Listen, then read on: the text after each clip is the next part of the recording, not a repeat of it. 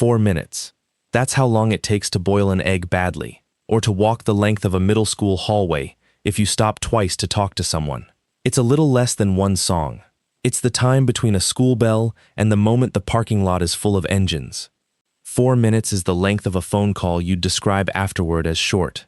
I want you to hold that number, because in this story, 4 minutes is what a 50-year-old man in a mud-splattered work truck gives 7 men who have parked across a school gate with his 16-year-old daughter standing on the wrong side of it. He doesn't shout. He doesn't get out swinging. He says a sentence so quiet that the boss laughs in his face, and then he makes one phone call and stands there with his hands in his jacket pockets, watching a clock that nobody else in that parking lot knows is running. I'm Nathan. I've told a lot of stories on this channel about men who fight back, and most of them win by being harder than the other guy. This one is different, and it's the reason I couldn't put it down. The man in this story never touches anybody. He never raises his voice. He never breaks a law that anyone could name in a courtroom. What he does instead is far worse for the people it happens to, because he does the one thing a certain kind of man has never in his life had to survive. He makes a record that cannot be argued with. 3 minutes into that 7 red dots appear. Stay with me, because the dots are not what you think they are, and what happens after them is not what you think either. Kester Halden had spent 11 years telling the sky where to look, and the strangest thing about that job, the thing he could never explain to civilians, is that he never once fired a weapon while doing it. He carried one. Everybody carried one, but his actual work was a laser and a radio and a very unglamorous ability to describe a piece of the world in numbers so exact that a man in an aircraft 9 miles up and 40 miles out could put something on that exact piece of world and nowhere else. Grid, elevation, offset, description, marking. He would lie in a scrape on a ridge for 11 hours and put an invisible beam on a compound gate and hold it, while his own hands cramped and his own eyes watered, because the entire value of the man was the steadiness of a dot. That is what a designator does. It does not hurt anything. It has no more force than a laser pointer at a lecture. You can hold your palm in front of one and feel nothing at all. It is a dot of light, and it is the most frightening object on Earth. And the reason is very simple. The dot is not a threat. The dot is a conversation. And you are not in it. Kester came out of that life at 38, in one piece, with 2 dead friends, a permanent low hum in his left ear, and a skill set the world had almost no use for. He tried 3 things and hated all of them. And then in a rented office in Coeur d'Alene, a man from a mining company showed him a machine on a tripod that swept an invisible beam across a room in 90 seconds and produced, on a laptop, the room, the actual room, in 3 dimensions, every corner and pipe and bolt of it, accurate to about 3 millimeters, and rotatable and measurable, forever. Kester Halden looked at that laptop for a long time and then asked, quietly, whether he could hold the tripod. The business was called Halden Point Cloud, and by the time this story starts it had 4 employees, a converted horse trailer full of very expensive instruments, and more work than it could handle in 3 counties of the Idaho Panhandle. What they did was scan things. That's the whole business, and it sounds boring, and it is one of the strangest and most consequential jobs in the modern world. A logging company wants to know exactly how much timber is standing on 140 acres before they buy it. Kester's crew flies a drone-mounted sensor over it and gives them a number they can take to a bank. A highway district needs to know whether an 80-year-old concrete bridge has moved since the last flood. Kester scans it, compares it to last year's scan, and tells them it has moved 11 millimeters at the north abutment, and here is exactly where. A mine needs a survey of a stope that no human being can safely walk into. A church wants its steeple documented before restoration.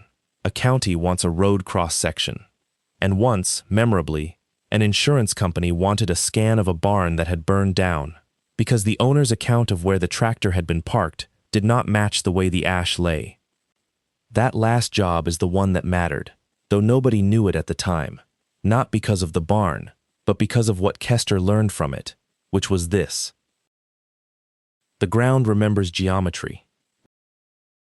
Fire, weather, and time destroy almost everything a witness can testify to. They do not destroy the shape of the world. If you can measure the shape precisely enough, and if you measured it before, the ground will tell you what happened on it, and it will not get nervous on the stand, and it will not change its story. He had a wife named Ilaria who ran the office and the schedule and, quietly, him. He had a daughter named Ren, 16, who had discovered photography at 13 and had not put a camera down since. And he had a son, Tobiah, 11, who was going through a phase of refusing to eat anything that had touched anything else on the plate. Kester was not an imposing man. He was 5'10", thinning on top, built like somebody who lifts equipment for a living rather than weights. He drove a mud-splattered work truck with a cracked windshield he kept meaning to replace. He coached nothing, joined nothing, and was known around Sanders County mostly as the guy you called when you needed something measured properly. There was one other thing about him, and only Ilaria knew it, and it is going to matter enormously. He had a list of 46 phone numbers in a paper address book in a fireproof box in the shop, and every one of them belonged to somebody who had at some point in 11 years been on the other end of his voice on a very bad night. Not friends, exactly. Something with a shorter word for it that English doesn't have. He had never called any of them for anything, not once. Not for a job reference, not for a wedding, not for the 2 funerals. He kept the book because throwing it away would have felt like a lie about his own life. The night that book really came from was in 2012, and it is the only story from those years that Kester ever told his wife in full. And he told it once, at 4 a.m, 11 weeks after they got married, and never again. He had been on a ridge for 2 days above a valley that does not need naming, with a Marine sergeant named Deacon Sayers and a 19-year-old radio operator whose name I am not going to use because his mother is alive. Their job was to watch a road. On the second night, a convoy of the people they were supposed to be helping came up that road into a place where 300 men were waiting for them, and Kester Halden had 4 minutes, that number again. The universe does not have as much imagination as we give it credit for, to decide whether the thing he could see through a thermal scope was what he thought it was. If he was right and he did nothing, 60 men died. If he was wrong and he called it, he put ordnance onto a hillside where he could not confirm what was on it. He called it. He was right, and being right did not turn out to be the same thing as being okay, because of the 11 seconds between the release and the impact, during which a man on a hillside 40 miles away is completely alone with a decision that has already left his hands. The 19-year-old radio operator did not make it home from that deployment, and neither did Deacon Sayers, and neither, in a smaller and more survivable way, did the version of Kester Halden that had gone out there. What came back was quieter, more careful with numbers, and constitutionally unable to say a thing out loud unless he could prove it. And 46 people came off that ridge, and out of the 4 years around it who were alive, because a man had held a dot steady in the cold, and every one of them knew it, and Kester Halden had never once mentioned it to any of them, and had written their numbers in a paper book, and had closed it. Ilaria asked him, that one time, why he kept the numbers if he was never going to call them. He said, because one day I might have to, and I want it to cost me something to open it. She asked what he meant. He said that a favor you call in on a Tuesday for something small is a favor you have thrown away. He said that a man who asks his friends for things constantly has no friends, he has a subscription. He said the only reason those 46 numbers were worth anything at all was that not one of them had ever rung. Then he put the book back in the box, and it stayed there for 11 years. Now the other side. Jarek Struble was 34 years old and had never left the county he was born in. And there is a version of that sentence that is a compliment and a version that is a diagnosis. His was the second. He had been, at 18, genuinely the best quarterback anyone in that valley had seen in 40 years. That's not embellishment. There's a plaque. He threw for 2,000 yards his senior season on a team that had no business winning anything, took them to a state semifinal, and had 3 schools in 2 states looking at him seriously.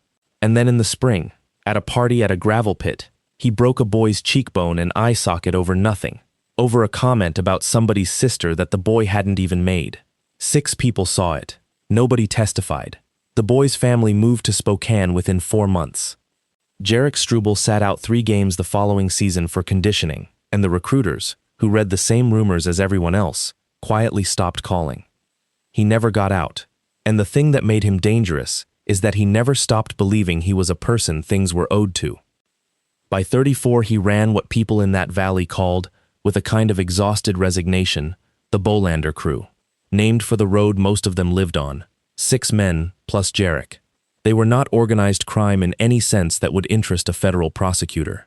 They were something both smaller and, in a town of 4,000 people, much worse.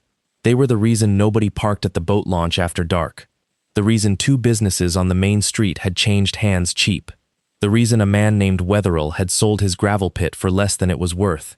And the reason the sheriff's department had a very high closure rate on burglaries and a very low one on assaults. The crew. Nev Rausch, 29, who had done 2 years in Orofino and was the only one of them who had actually hurt someone badly on purpose. Ori Zeitler, 31, who kept the money and had a wife who did not know. Rhett Caudle, 26, a genuinely good mechanic who was in it because Jarek had been his brother's best friend and he had never learned how to say no. Zev Garbett, 33, enormous, slow, obedient, frightening in exactly the way a wall is frightening. Ronan Kirshner, 24, the smart one, who ran their phones and their 2 cameras and had opinions about operational security that the others found funny. And Talmadge Renfro, 38, the oldest, who had been in it since he was 19 and who had, in a quiet way that he would never admit, started to hate every hour of it. What they actually did, at scale, was move things. Stolen equipment, mostly. Skid steers, generators, ATVs, snowmobiles, chainsaws, log trailers, up out of Washington and Montana, and back down through a network of barns and outbuildings, and one very specific culvert. And they collected, from 2 bars, a marina, an auto shop, and, the part that gets to me, from teenagers. That was Ronan Kirshner's innovation, and it was ugly in a mundane way. They didn't shake kids down for money. They used them. A 17-year-old with a driver's license and a clean record, and a mother who works nights, is the most useful courier on earth. Nobody looks twice, and if he gets caught, he goes to juvenile court and gets probation. They found the kids at the county high school the way anybody finds anybody, by being generous first. A ride, a job, helping move stuff, $60, then $200, then a debt, then a photograph of the kid loading something, then no way back. If you want to understand what that town was actually like, here is one Saturday. The marina at the north end of the lake is owned by a woman named Delphia Merrifield, who is 71 and has run it since her husband died in 1998. In April of the year before all this, 2 of Jarek's men came down the dock at 10 in the morning, in front of maybe 30 people, and asked her for the keys to slip 19, a slip that belonged to a doctor from Spokane who came up 8 weekends a year. She said no. They did not threaten her. They did not raise their voices. Nev Rausch walked to the end of the dock, took a fire extinguisher off its bracket, dropped it in the water, and walked back past her, and said, "You'll want to replace that. Inspections in June." 30 people watched that happen. Not one of them said anything. And here is the part that matters. Not one of them was a coward. They were a marine mechanic, a retired school teacher, 2 commercial fishermen, a woman who had raised 4 kids alone, and a man who had been a firefighter for 26 years. Between them, they had more courage than that entire crew put together. What they didn't have was a next step. That is the thing nobody tells you about a place like that. It doesn't fall to the strong. It falls to whoever has thought one move further ahead than everybody else. And for 16 years, the only person in that valley who had thought one move ahead was Jarek Struble.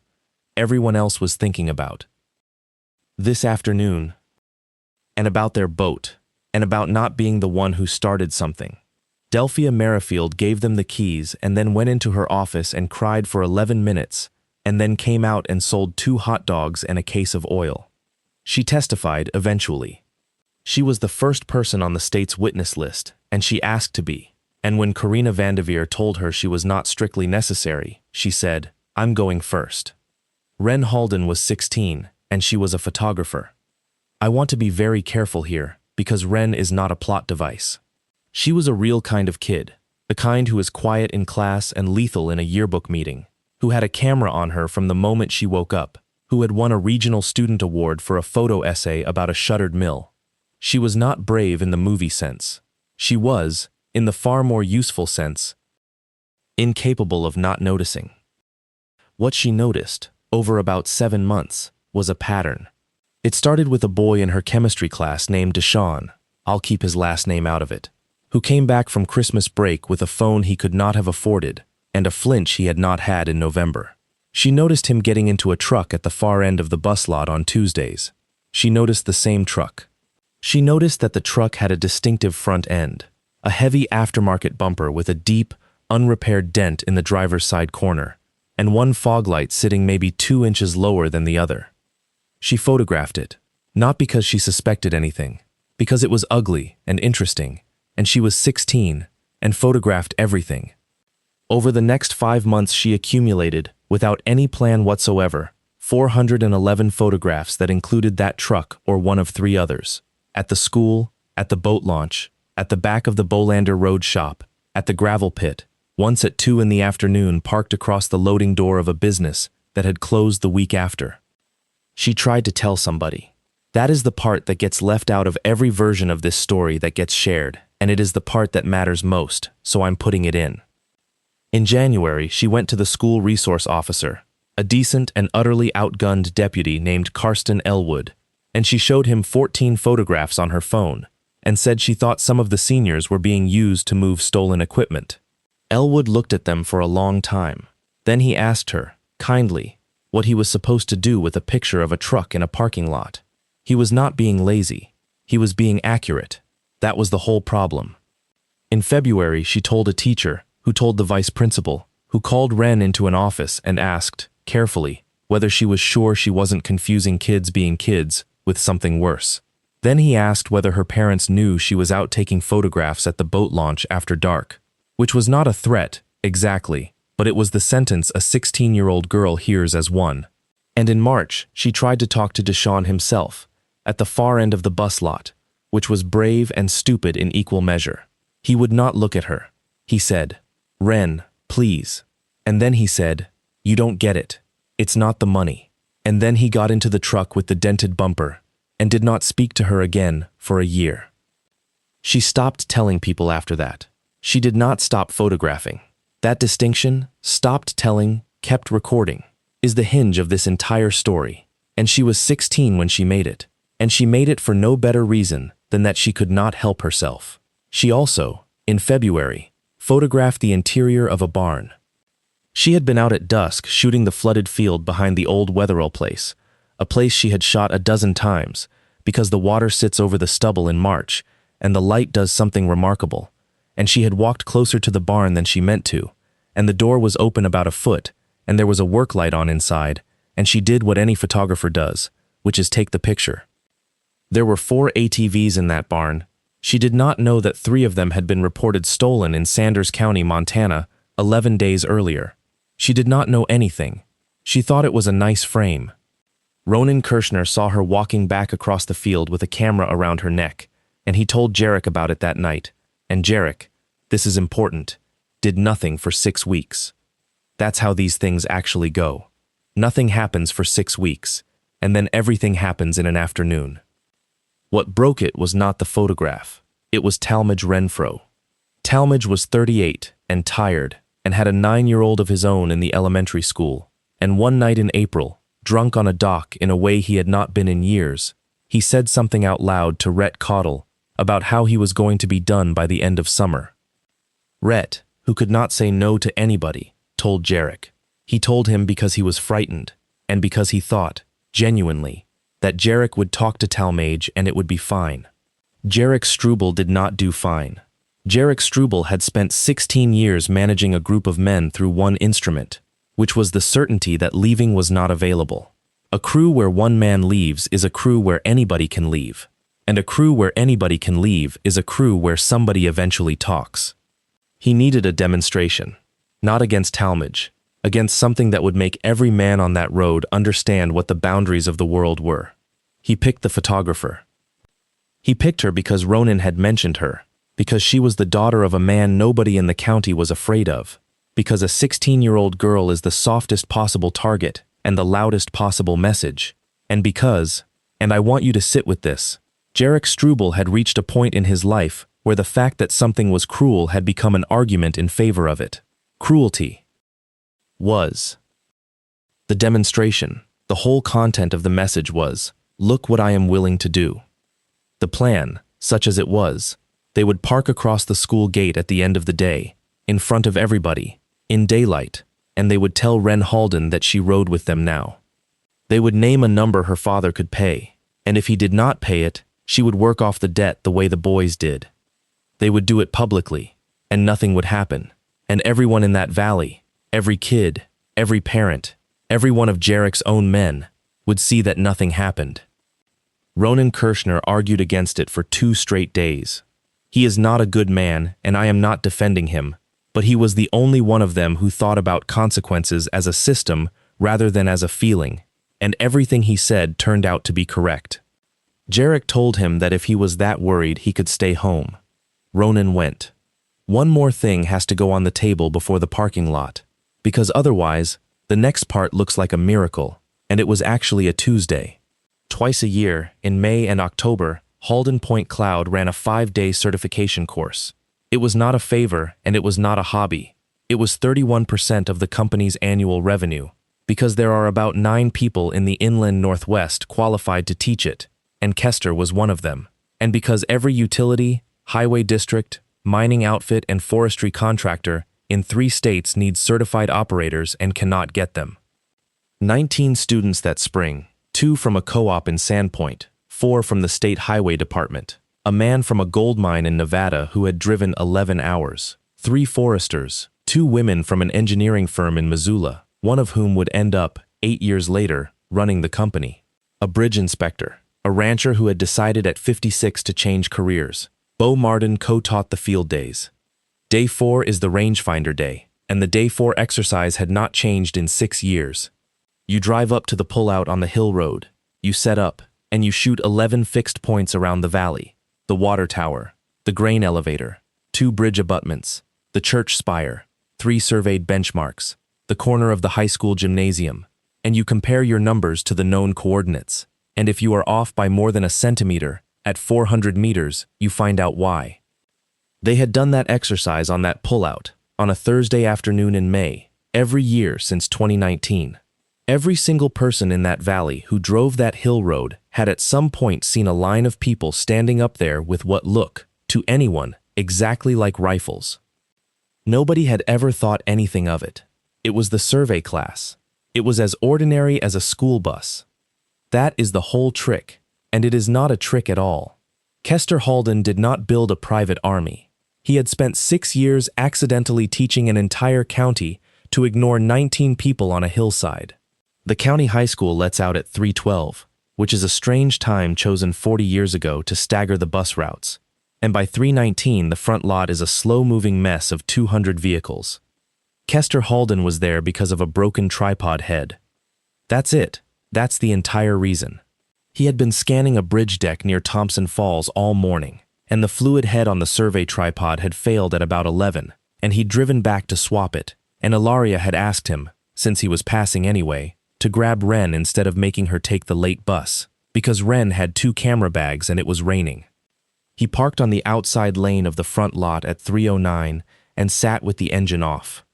At 3:14, he watched a black crew cab pull up and stop, not in a parking space but sideways, directly across the pedestrian gate where the students come out, and 2 more trucks came in behind it and did the same thing, and the effect, instantly, unmistakably, was that the exit of the school was closed. 7 men got out.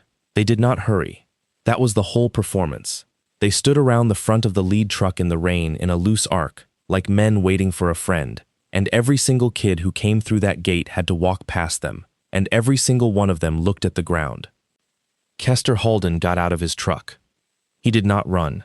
He walked, at the same speed he walks anywhere, across 160 feet of wet asphalt, with his hands in his jacket pockets, and he stopped about 8 feet from Jarek Struble. Wren was on the far side of them, inside the gate, standing very still with a camera bag on each shoulder and her phone already in her hand, because she was 16 and terrified and had exactly one instinct, which was to record. I have the account of what was said from 4 people who were within 20 feet of it, and they agree closely, which is unusual. Here it is. Jarek said, "Mr. Halden." Kester said nothing. Jarek said, "Your daughter's got a real eye. She takes pictures of things that aren't hers." He said it loudly. He was performing for 200 people. "So here's what's happening. She rides with us now. She works. Or you pay for her. 18,000. That's the number. You can have till Friday." And Kester Halden said, in a voice that 4 separate witnesses independently described as flat. "You don't want to do this." Jarek Struble spat on his boots. He actually did that. In a school parking lot, in the rain, in front of his own men and 200 children. He spat on the man's boots, and he said, "Or what, old man?" What Kester did next is the part everybody in that valley describes wrong, because it looked like nothing. He took his right hand out of his jacket pocket. In it was a phone, an ordinary phone, 5 years old, cracked. He looked at it, pressed it twice, put it to his ear, and said 11 words that nobody standing close enough could make out, and hung up. Then he looked at Jarek Struble and said, "You have 4 minutes to get in those trucks, drive away, and never look at my daughter again." And Jarek laughed. Of course he laughed. He turned to his men and laughed, and Nev Rausch laughed, and Zev Garbut laughed, and Rhett Caudle laughed a half-second late, and Talmadge Renfro did not laugh at all, and neither did Ronan Kirschner, who had gone very still and was looking not at Kester Halden, but at the ridgeline above the school. Here is what the 11 words were, and here is who was on the other end. The number Kester dialed was a shop phone in Hayden, Idaho, and the man who answered it was a 52-year-old named Bo Martin, who ran a company that did steep slope timber cruising and, in the winter, avalanche path mapping for 2 ski areas and the state highway department. Bo Martin had been, from 2009 to 2014, on the other end of Kester Halden's voice more times than either of them ever counted. The 11 words were, "Bo, Halden, County High School, front lot, bring the class." I need to explain what the class was, because otherwise the next 4 minutes look like magic, and they are not magic. They are the single most well-prepared coincidence I have ever come across in one of these stories, and it exists for a completely mundane reason.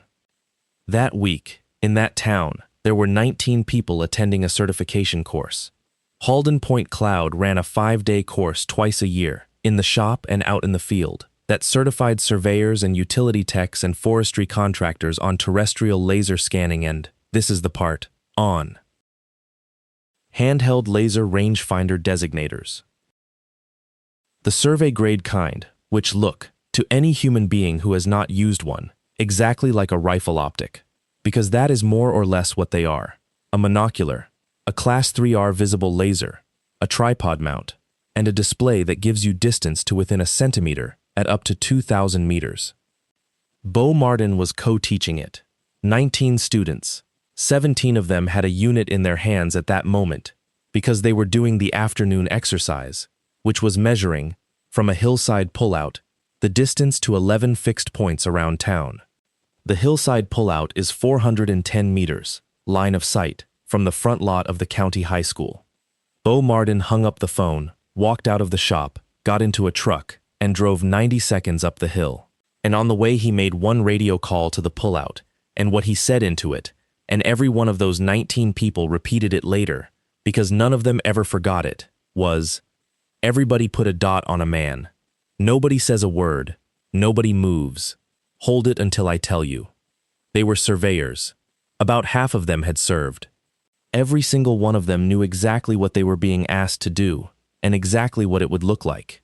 And not one of them hesitated, and I have thought about why for a long time, and I think the answer is that everybody in that valley had been waiting 9 years for someone to give them something to do. At the 2-minute mark, nothing had happened. Jarek was enjoying himself. He had begun to explain to Kester, at volume, what Friday was going to be like. Kids were still filing out. A teacher had come to the door and gone back inside to call someone. Nev Rausch had moved to Kester's left, close, the way you do when you intend to hit someone. At the 3-minute mark, Ronan Kirshner said, "Jarek." Nobody heard him. He said it again, louder, and this time everyone turned, and Ronan Kirshner was standing absolutely rigid with his arms slightly out from his sides, looking down at his own chest. There was a red dot on his sternum. It was not moving. That was the thing that broke every one of them. Not that it was there, but that it did not move. A shaking hand makes a dot dance. This dot sat on Ronan Kirshner's chest like it had been painted there. And then somebody looked at Zev Garbett, and there was one on him, and on Nev Rausch's throat, and Ori Zeitler's stomach, and Rhett Cottle's shoulder, and Talmadge Renfro's chest, and, last, on Jarek Struble, one on his sternum and one, held by a man on that hillside with a very dry sense of humor, on the exact center of his forehead. 7 men, 8 dots, 410 meters, absolutely still. The rain made them visible. That's the only luck in the whole story. On a dry, bright day, nobody would have seen a thing. Nev Rausch went down first, and he did not go down because anybody hit him. He went down because his legs stopped working. He said afterward, in a proffer, to a federal agent, in the flat voice of a man describing something he still doesn't understand, that he had put himself on the ground before he decided to. He went face down in the standing water of a school parking lot with his hands over the back of his head, in a position nobody had taught him, which every human being apparently knows. Then Rhett Cottle. Then Ori Zeitler, who had a wife who didn't know. Then Zev Garbett, enormous, slow, obedient, who knelt first and then lay down carefully like a man getting into a bath. Ronan Kirshner did not go down. He stood exactly where he was with his hands out, and he said, "To nobody, it's 400 meters. It's the ridge. It's the ridge." He was the only one who worked out where they were, and it did not help him at all. Talmadge Renfro went down fourth, and he was crying, and I don't think it was fear. And Jarek Struble stood there alone, in the middle of a parking lot, in the rain, with 2 dots on him, in front of 200 students, and 6 of his own men, lying face down in the water, and he did what the human body does when a very old part of it takes over. That's the part everybody in that valley tells, and they tell it because it is the exact inverse of 16 years of a man's whole personality. There is no dignified way to describe it, and I'm not going to try. He stood in the rain in front of everybody, and his body betrayed him completely, and every single person there saw it. Kester Halden had not moved. His hands were back in his jacket pockets. He had not taken a step forward or a step back, and he had not raised his voice, and he had not, at any point, looked up at the ridge. He said, 1 minute 40. Jarek got into his truck. 2 of his men crawled to theirs. Zev Garbett could not get up on his own, and Rhett Cottle went back for him. It took them 101 seconds to clear that gate, and I know that number precisely, because Ren Halden had her phone up the entire time. Now, everything up to here is the part people share. What comes next is the part that actually ended them, and it is the reason I wanted to tell this story, because it is not about dots at all. Here is the problem Kester Halden woke up with the next morning. Nothing illegal had happened to Jarek Struble. Nobody had been touched. 19 certified surveyors had performed a class exercise on a public pullout with Class 3R survey instruments, which is not a crime in any state in the Union, and the responding deputy, a decent, overwhelmed man named Karsten Elwood, wrote a report that said, essentially, that a group of men had experienced a fright of unknown origin.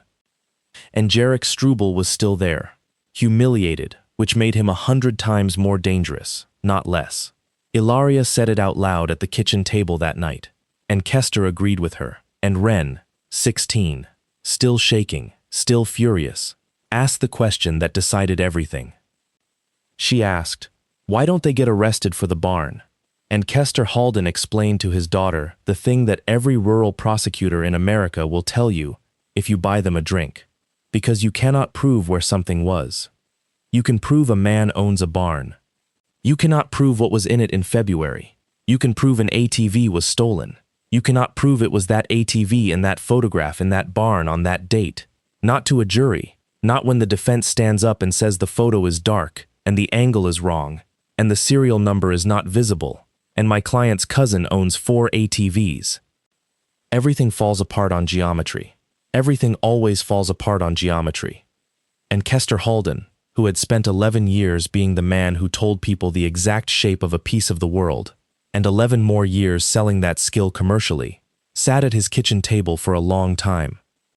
Then he said, "Okay, the 7 weeks that followed were not quiet, and anybody who tells this story as a clean, cold, procedural revenge is leaving out the worst part of it.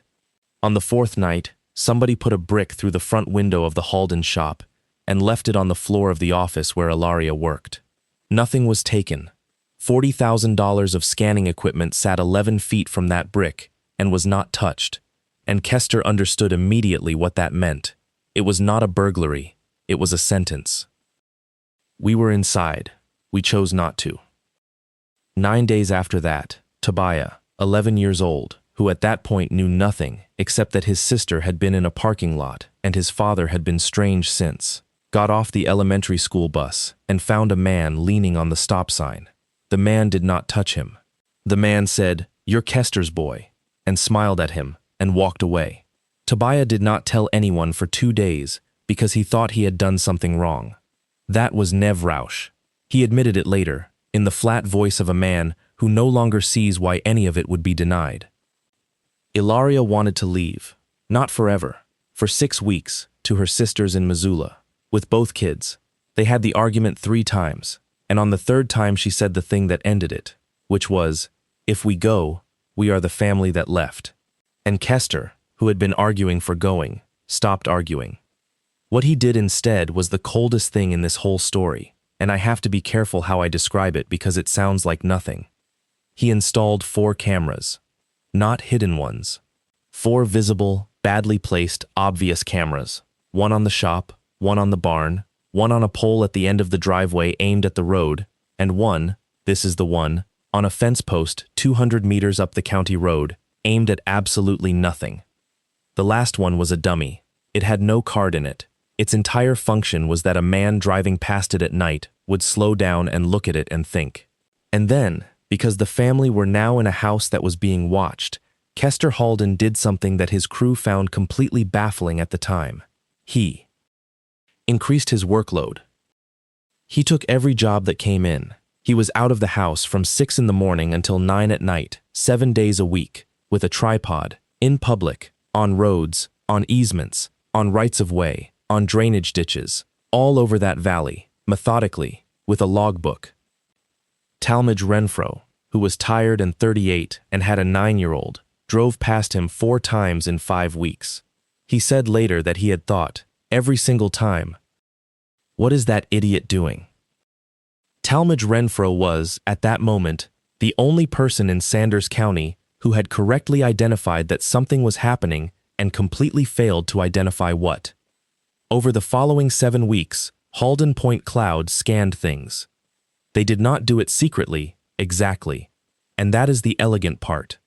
Everything they scanned from public land, public road right-of-way, or with the written permission of an owner, and every scan was logged, time-stamped, GPS registered, and archived exactly the way every other job in the company's history had been.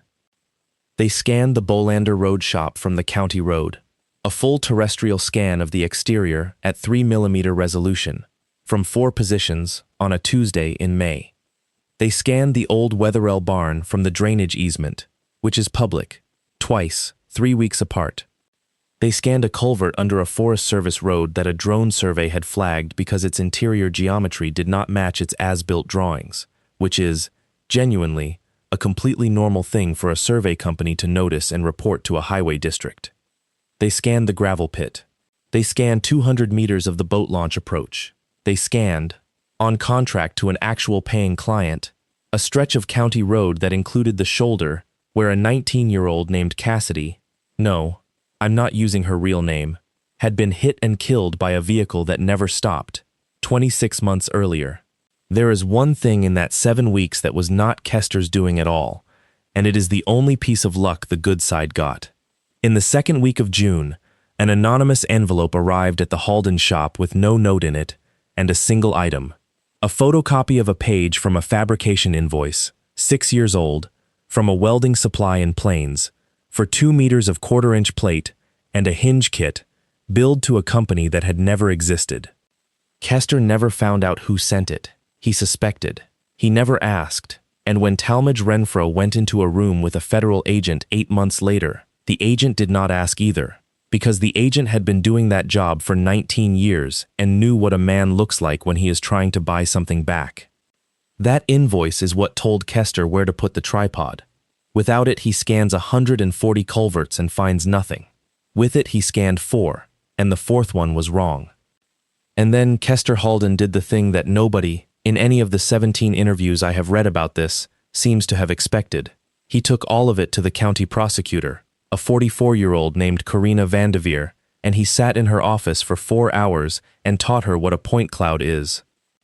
Not a photograph, not an opinion, a measured record, tens of millions of points, each one a coordinate, each one with a timestamp, produced by an instrument with a calibration certificate, by a company that has been an expert witness in 11 previous cases in 3 states.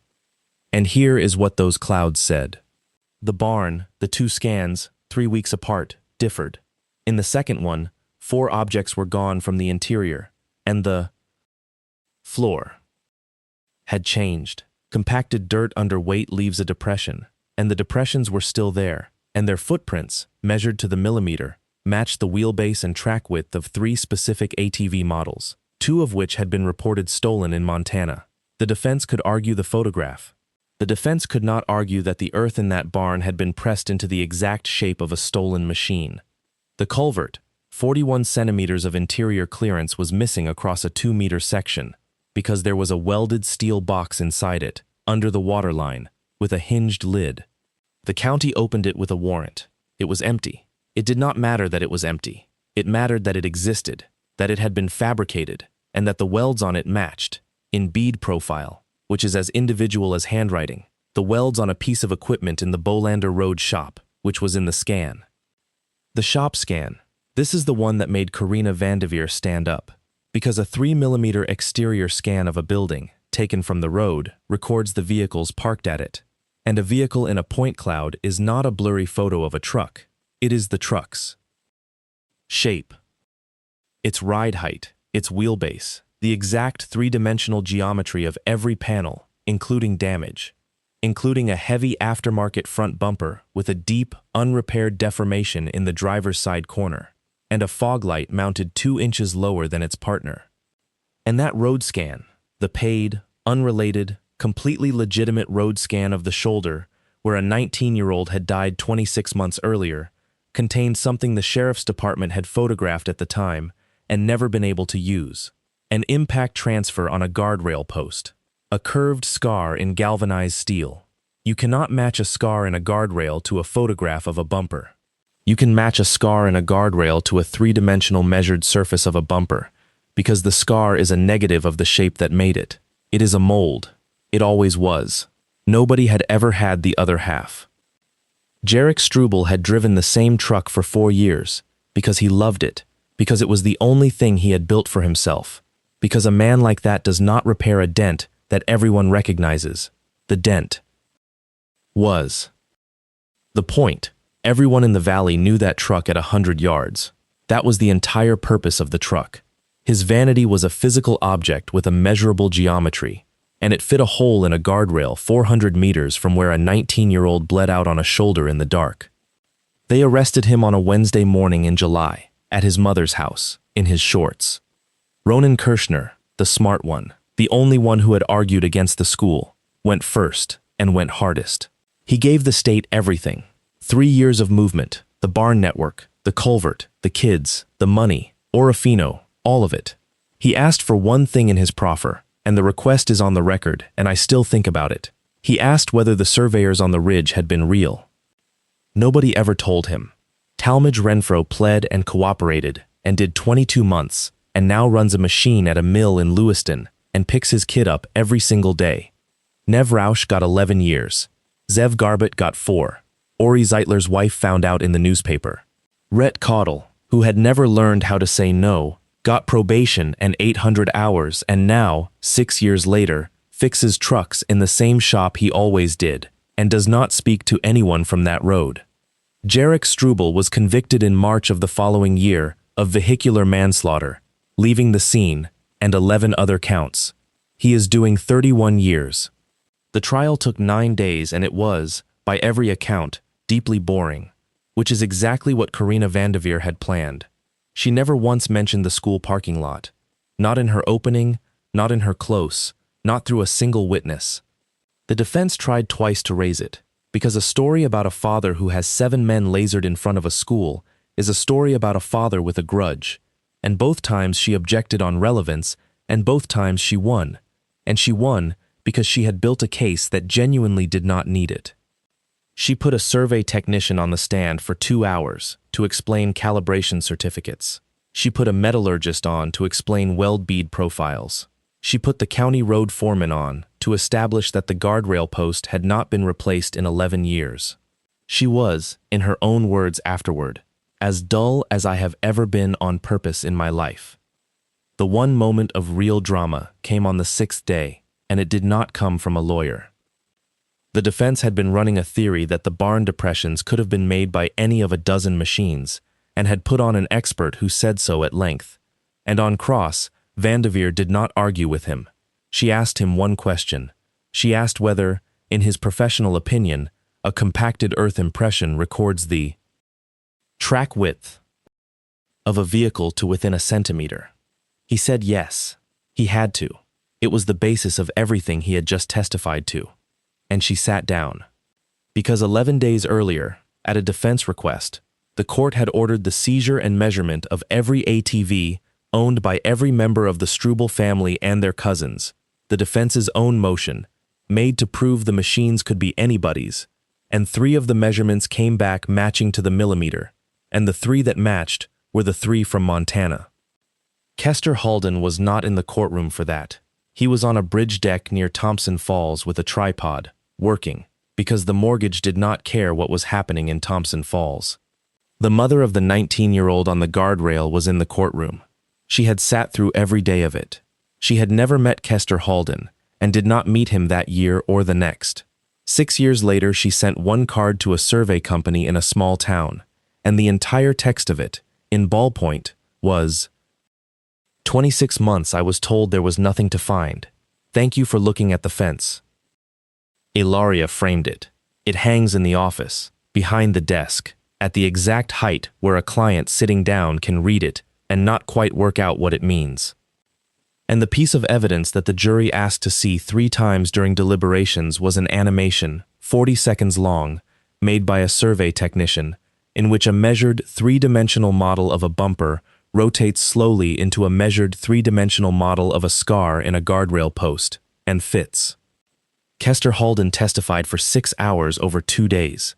He never raised his voice. The defense attorney asked him, on cross, whether he had a personal grievance against the defendant. Kester Halden said yes. The attorney, who had expected a denial and had a whole sequence planned around it, had to stop and start over. And Kester said the only sentence he said in that courtroom that anybody quotes, "I don't need you to believe me. I need you to measure it." There is one more thing, and then I'll get out of the way. Ren Halden is 22 now. She did not become a war photographer, which is what everyone assumed. She works for a firm in Boise that does forensic documentation, the same field as her father, on the legal side of it. She was asked, in an interview for a trade publication, why she'd gone into it, and she said something that I wrote down on a card and stuck above my desk. She said, "Because when I was 16, I found out that a photograph asks people to believe you, and a measurement doesn't." And the 411 photographs? They were never entered into evidence. Not one of them. They were the reason Ren Halden got targeted, and they contributed nothing at all to the case. Karina Vanderveer didn't even try. She knew what a defense attorney does to a teenager's photographs. The photographs were what got her hurt. The point clouds were what saved her. One last person. Deshaun, the boy in the chemistry class with the phone he couldn't afford, testified for 2 hours on the 4th day. And he was 19 by then, and he was terrible at it. He contradicted himself twice. He cried. The defense took him apart on cross, and the jury watched a young man be publicly humiliated for 40 minutes. Vanderveer put him on anyway, and she knew what would happen, and she did it because the jury needed to see one live human being who had been standing where the point clouds could not go. Machines cannot tell you what it feels like to be 17 and owe somebody $1,600. Afterward, in the hallway, Ren Halden, who had not spoken to him in 3 years, walked up to him and said the first thing that came into her head, which was, "I'm sorry I took pictures of you." And Deshawn said, "You're the only one who did. He works in Kellogg now. He is fine." That is a sentence I do not get to write in most of these stories, so I am going to leave it exactly where it is. I keep circling back to the dot, because there's an easy read of this story where the lesson is, have powerful friends, and I want to argue against that, hard, because it's wrong, and it lets us all off the hook. The dots did nothing. Read the file. Nobody was arrested because of the dots. Nobody was charged, nobody was convicted, no crime was solved, and no debt was collected. 7 men got a fright in a parking lot and drove home. If the story had ended there, and it very nearly did, Jarek Struble would have come back angrier in 6 weeks, and this would be a completely different and much worse story, and I think you know what kind. What actually ended it was 7 weeks of a man in a work truck putting a tripod on a public road right-of-way and pressing a button. Here is the thing I want to leave you with, and it's not about lasers. There are 2 ways to be believed. One is to be persuasive, to have a good story, a clear photograph, a credible face, the right lawyer, a jury that likes you. That way works right up until it meets somebody who is better at it than you are, or richer, or more frightening, or simply luckier on the day. The other way is to have a record that doesn't need you. A record that would say the same thing if you were dead, or discredited, or too scared to show up. Measurements, timestamps, originals, kept somewhere that isn't your phone. Receipts, in the oldest and most literal sense. The boring, unglamorous, 3mm kind of truth that does not care whether anyone finds you sympathetic. Most of us will never need it. Some of you, right now, are in a slow-moving situation with someone who is very good at being believed, and you are keeping a mental list, and a mental list is not a record. Go make the boring version. Photograph the odometer. Save the original file, not the screenshot. Write the date down while you still remember the date. Put a copy somewhere that isn't your house. Because the day it matters, you will not get to be persuasive. You will only get to be correct. Take care of your people and measure twice. I'll see you in the next one.